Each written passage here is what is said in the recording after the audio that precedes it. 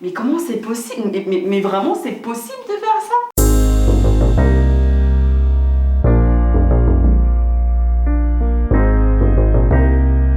Coucou ici, coucou là-bas, je suis tellement heureuse de vous retrouver, waouh! Je suis contente et d'autant plus heureuse, enfin j'arrête même pas de rire, d'être en joie parce que ça y est, on a passé un cap là. Merci beaucoup. Un cap, c'est voilà, c'est une très belle étape, c'est un très bon début. Vraiment, je suis contente pour les 1000 abonnés. Bon, à l'heure où je tourne, c'est un peu plus maintenant, mais je suis vraiment très contente d'avoir pu franchir ce cap avec tous mes soutiens, toutes les personnes qui m'accompagnent dans cette aventure YouTube. Donc vraiment, je vous ferai même limite la danse de la joie, mais bon, je peux pas encore. Bientôt à 10K, je vous fais une chorégraphie, c'est sûr. Chorégraphie, je vais danser, vous allez voir. Donc merci beaucoup, merci 1000 fois, merci aux personnes qui partagent mes vidéos sans que je leur demande, parce que vraiment ça me touche beaucoup que il y a des gens même qui n'attendent pas que je leur envoie le lien, ils le font automatiquement, ils vont regarder parce qu'il y a suffisamment d'informations pour pouvoir se diriger sur la page YouTube.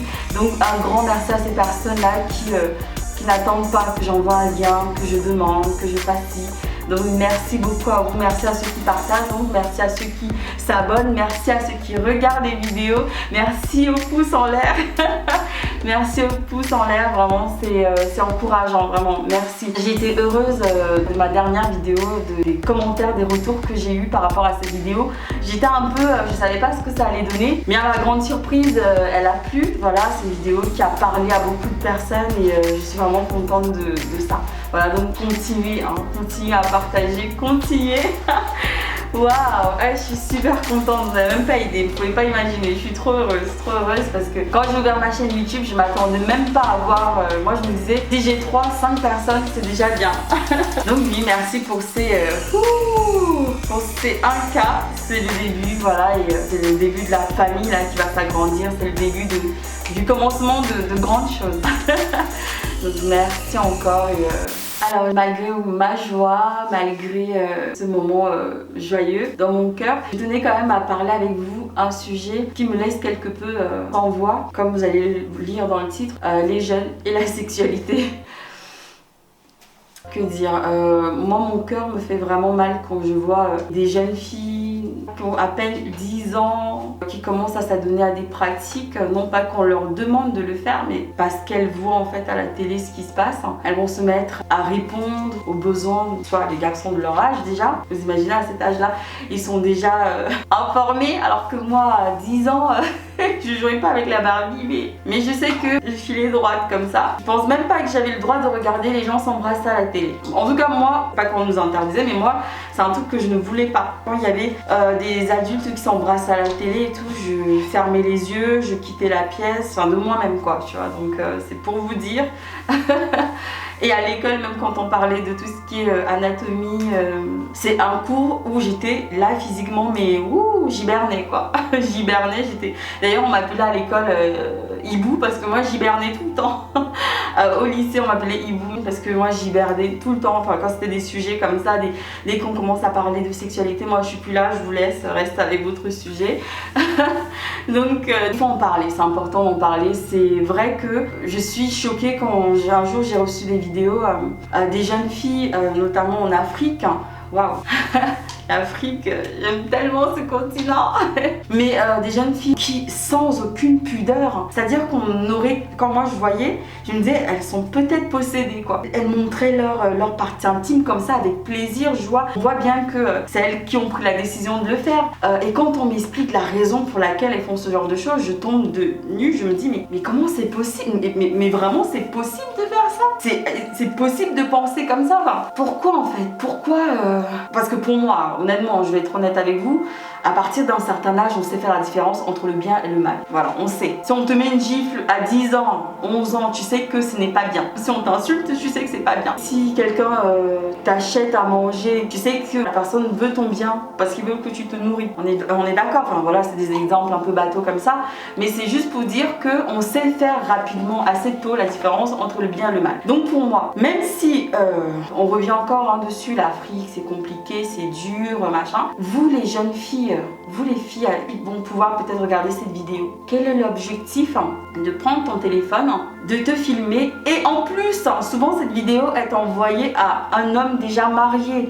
Moi j'ai entendu dire, par même ma soeur aussi, qui s'informe quand même pas mal sur l'Afrique, que des jeunes filles déjà arrivent à acheter des médicaments, mais je pense que vous connaissez mieux les noms que moi, pour séparer les femmes de leur mari. Pourquoi? Parce qu'elles veulent que cet homme-là, qui a un peu d'argent, voilà, que le copain qui a son âge, puisse lui acheter les téléphones, puisse lui acheter les vêtements, un jean. Je ne comprends pas pourquoi tu vas prendre ton téléphone et te dire je vais filmer pour envoyer à mon camarade. Ce sont des choses qui attirent le mauvais esprit. Je voulais pas parler de ce genre de choses ici, mais je pense que au vu des sujets que je vais aborder ici, là, sur cette chaîne, je pense que je vais être obligée de donner quelques enseignements là-dessus parce que on va dire que le devoir m'appelle. En qualité de grande sœur, parce que moi je suis l'aînée de 5 enfants, je pense que de ma petite expérience, avant d'avoir mon propre fils, j'avais déjà 5 enfants en fait que j'élevais. C'est une autre histoire que je vous raconterai davantage plus tard. Donc très jeune, j'étais déjà en train de m'occuper des enfants. Donc ici je prends ma caméra et que je me mets devant vous, c'est parce que j'ai une certaine vision assez lointaine en fait. La vie m'a montré des choses assez tôt. Même les gens qui ont mon âge n'ont peut-être même pas eu le temps de voir ça, n'ont pas vu ça tout simplement. Donc ce que moi je vais apporter ici, c'est la sagesse. Pour moi il n'est pas normal que à 13 ans tu te filmes et tu envoies à une personne. Ce n'est pas normal. Plus tard, ce que tu fais, ce sont des choses qui vont suivre tes enfants, ma chérie, mon chéri, parce qu'il y a aussi des garçons qui font ça. Disons-le clairement, il y a aussi des jeunes garçons qui font ce genre de choses.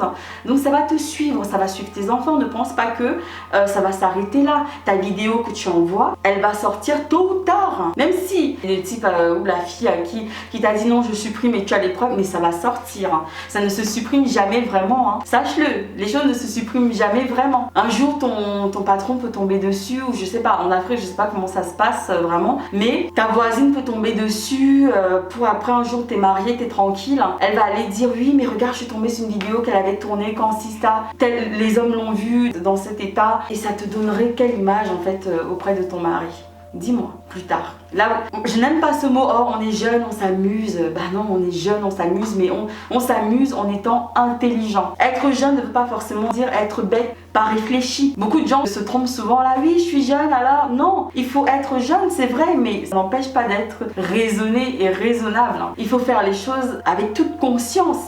Quand tu prends ta vidéo, sache que je la prends, j'assume le fait que ça sera encore là dans 10 ans, 20 ans, 30 ans et toute ma vie, et que mes enfants, si j'en ai, en fait ils verront ça. C'est ce que tu dois te dire. Le sexe est devenu banal. T'as envie de moi? Ok, d'accord. Quand? Oui. Non, le sexe est devenu quelque chose. Non, la sexualité est devenue vraiment quelque chose de banalisé, et ça me fait peur quand je vois que très tôt déjà les enfants sont à fond dans ça quoi. Ils s'intéressent, ils veulent comprendre, ils veulent savoir. C'est une chose de dire, de faire de la prévention. C'est une chose de dire à ces enfants, vous savez, donc quand ils ont un certain âge, qu'ils comprennent, qu'ils savent ce que la sexualité, tout ça.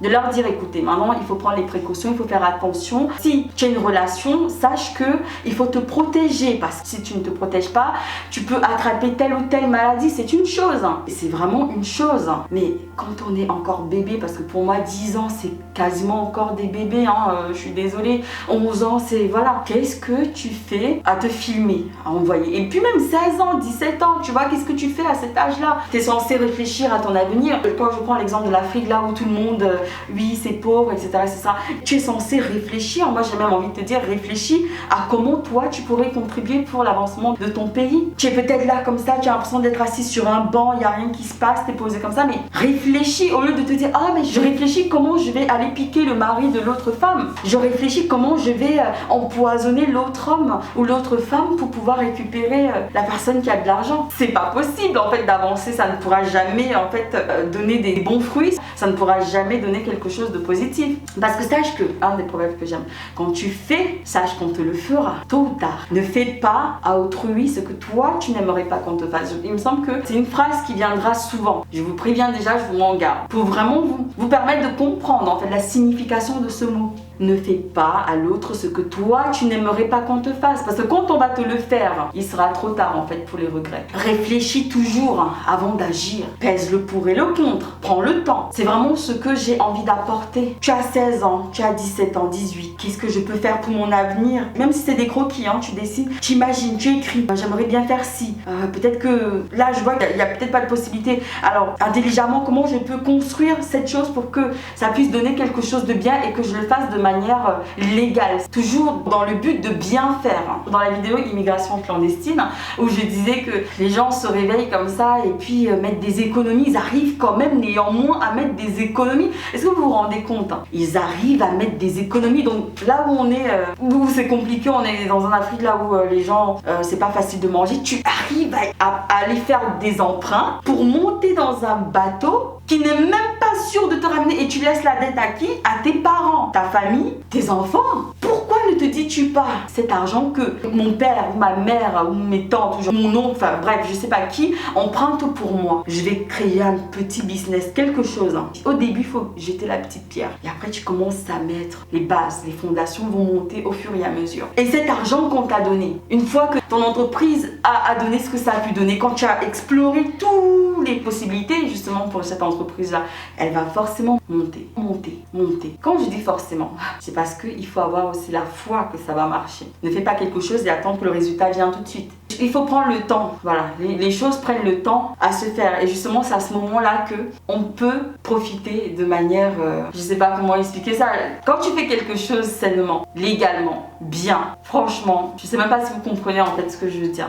Donc l'argent que tu empruntes, utilise-le à bon escient pour faire quelque chose de bien et pas pour aller payer quelqu'un qui va t'aider à venir ou tu ne sais pas si tu vas vivre. Il y a une personne qui m'a dit qui a regardé la vidéo Immigration, donc je fais une petite parallèle, je referme la parenthèse, qui m'a dit oui mais si maintenant quelqu'un moi me dit ah non moi je laisse l'Europe et je pars, on se donne tous rendez-vous avec nos valises à l'aéroport, je vais les suivre. Mais tu n'es rien d'autre qu'un mouton mon gars. Comment tu peux être assis et de penser de cette manière? Tu n'es rien d'autre qu'un mouton, je te rassure, vraiment. Donc si tu justifies le fait qu'il y a des vies qui sont laissées dans la mer parce que ceux qui sont arrivés, ils sont quand même arrivés, ils sont arrivés. Donc du coup pourquoi ne pas aussi essayer? Quitte à mourir, c'est un pari, c'est la roulette russe ou je sais pas ce que vous voulez, mais on verra bien si j'y arrive. Alors celle qui amène aussi les enfants, embarque tout le monde. Alors que quand t'es chez toi, tu connais, on te respectera chez toi. Il n'y aura pas de on t'insulte, t'es traité de je ne sais pas quoi, t'es chez toi. Et cet argent, tu arrives à faire en sorte que ça puisse être fructifié dans tes business, tes entrepreneuriats et tes entreprises. Et comme ça, l'argent, une fois que tu as l'argent et quand tu as vu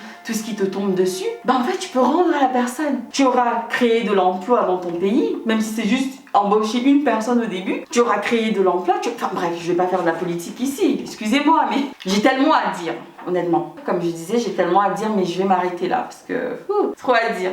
Mais voilà, donc toi qui as 16 ans, 17 ans, 18 ans, 20 ans, même avant, 14 ans, réfléchis à comment tu peux t'en sortir. Réfléchis. Ne va pas piquer le mari d'autrui, ne va pas empoisonner le mari d'autrui, ne va pas faire ce genre de choses. Tu veux ressembler à qui? Dis-moi, vraiment, tu veux ressembler à qui en faisant ça? Tu veux quoi? Vite la gloire? Parce que je vois aussi qu'il y a des influenceuses en Afrique, moi qui me... Waouh!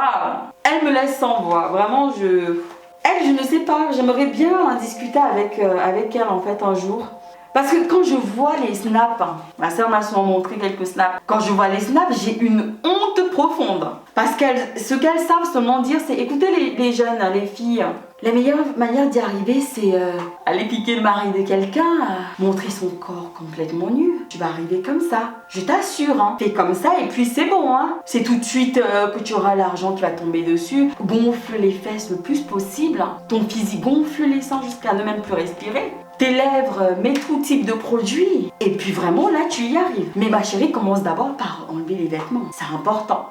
Honnêtement, j'ironise vraiment comme ça, mais quand on voit, on peut schématiser la chose comme ça. Vraiment, je vous assure. Parce que de ce que j'ai compris, chacune des influenceuses ont une histoire sale. Chacune d'entre elles ont une histoire sale. Soit elle a piqué le mari d'autrui, soit elle était avec un mec pour l'argent, soit elle envoyait ses photos et voilà, elle vendait son corps, mais c'était une, je vais pas dire le mot, de luxe, hein. Escorte, de luxe. Mais finalité, pourquoi? Je comprends pas. D'ailleurs, j'ai même lu une histoire encore récemment d'une d'entre elles, une Camerounaise, qui s'est mariée apparemment avec un milliardaire ou un truc comme ça, bref, qui visiblement était un fake, qui c'était un faux. Mais elle fait partie, je vais pas donner de nom ici parce que voilà, mais elle fait partie des celles qui ont commencé à montrer leur corps. Quand tu montres ton corps, il y a les mauvais esprits. Et comme en Afrique, d'après ce que j'ai pu comprendre, ces personnes-là trempent dans tout ce qui est maraboutage et autres. Même si tu vas te baigner 100 fois dans le sang de je ne sais qui, il y a un Dieu qui voit tout. Donc tôt ou tard, le fait que tu considères les gens parce que tu es arrivé à un certain niveau comme s'ils étaient rien, tu te vantes, tu n'écoutes même pas ce que les gens te disent, ça lui est un peu retombé dessus. Je pense que je n'ai pas envie d'aller trop dans ce sujet-là parce que j'ai pas envie. Je voulais vraiment m'adresser, mais c'est vraiment une façon de vous dire que quand il t'arrive quelque chose, quelque part, tu es en partie aussi responsable. Et comme je vous disais tout à l'heure, quand tu fais quelque chose, tôt ou tard, ça te retombera dessus. Souvenez-vous, moi je me rappelle, ma soeur me parlait de cette fille là avec ah bah tu vois, elle est comme ci, elle est comme ça. Je n'ai jamais apprécié parce que quand tu regardes les gens, tu comme si tu étais, je sais pas, il faut être humble dans la vie. Réellement, on ne peut pas faire semblant d'être humble parce que même le fond sera démasqué. Il faut être vraiment humble dans la vie. Ne fais pas parce que on va voir que j'ai fait. Vous voyez ce que je veux dire ou pas? Mais bon bref. Si un jour je commence à parler des influenceurs et tout ça d'Afrique, je parlerai davantage, mais c'est pas ça le sujet. Je m'égare un peu, mais bon, c'était pour dire que dès que tu sais réfléchir de toi-même, dès que tu sais, il faut réfléchir sagement. Même si c'est dur, réfléchis vraiment sagement. Ne prends pas des décisions parce que ta famille te met la pression. Ne prends pas des décisions parce qu'un tel ou tel te met la pression. Non. Il faut faire les choses avec sagesse. Vraiment. J'insiste là-dessus. Avec sagesse. Donc toi, le jeune garçon, la jeune fille qui me regarde, qui m'écoute, s'il te plaît, pour ton bien, commence à faire des choses qui te permettront de filer droit. Ne fais pas parce que ta copine a plus. Ne fais pas parce que ta famille te met la pression. Dis-toi que je veux faire quoi? Mais ce je veux faire quoi doit être quelque chose qui va t'honorer. Ça doit être quelque chose qui va permettre qu'on te respecte. Tu as marché dans une droiture. C'est vraiment important. Ne fais pas parce que si ça. Ne fais vraiment pas parce que un tel ou un tel. Fais parce que ça doit être quelque chose de bien pour toi. Donc, comme je ne veux pas que la vidéo soit longue, je vais m'arrêter là. Mais j'espère que ce que je suis en train de dire tombera dans l'oreille au moins d'une personne. Vraiment. Donc voilà. Merci en tout cas. Merci à toi d'avoir suivi la vidéo jusqu'au bout. Merci beaucoup d'avoir liké. C'est très important. Et merci encore vraiment d'avoir partagé parce que tu permets justement que cette vidéo puisse parler à plusieurs personnes et aider d'autres gens. Voilà, je te remercie et je te fais des gros bisous. Je te dis à bientôt. Oui, à bientôt dans une autre vidéo. Des cœurs sur toi. Ciao, ciao.